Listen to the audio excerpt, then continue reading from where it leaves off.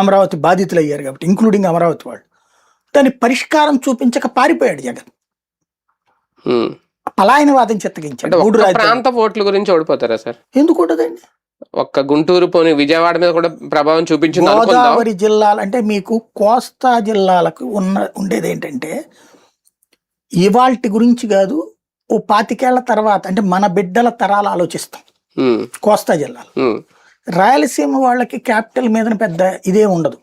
ఎందుకు అంటే వాళ్ళు హైదరాబాద్ బెంగళూరు మీద డిపెండ్ అవడం ఎక్కువ. హైదరాబాద్ కూడా తక్కువ, వాళ్ళు బెంగళూరు మీద డిపెండెన్సీ ఎక్కువ. రాయలసీమ పెద్దోళ్ళు, ఈవెన్ ఉద్యోగాలు చేసుకునే వాళ్ళు కూడా రాయలసీమ వాళ్ళు ఎక్కువగా అటే డిపెండ్ అయిపోయారు. కాబట్టి వాళ్ళు సీరియస్ గా తీసుకోవట్లేదు. కానీ కోస్తా వాళ్ళకి వచ్చేటప్పటికి కాస్త ఎక్కువ సెంటిమెంట్ ముడిపడి ఉంటుంది. అందులో హైదరాబాద్ లో మన బిడ్డలందరినీ ఎక్కువ మంది ఉద్యోగాలకు పంపించిన వాళ్ళు కోస్తా ప్రాంతం వాళ్ళు.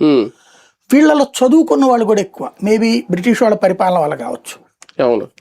ఆ కాన్సెప్ట్ ఎక్కువ ఉండటం వల్ల కాస్త ముందు చూపు ఎక్కువ ఉంటుంది. ఆ ముందు చూపుతో ఒక ఫిక్స్డ్ క్యాపిటల్ కావాలని కోరుకునేది ఎక్కువగా కోస్తా వాళ్ళు.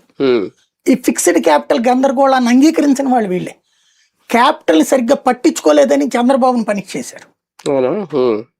లేకపోతే అంత దారుణమైన ఓటమి అమరావతిలో రాదు, తాడికొండ నియోజకవర్గంలో రాదు. అక్కడ ఎందుకు ఓడిపోయారు అంటే పట్టించుకుని ఉంటే నిజంగా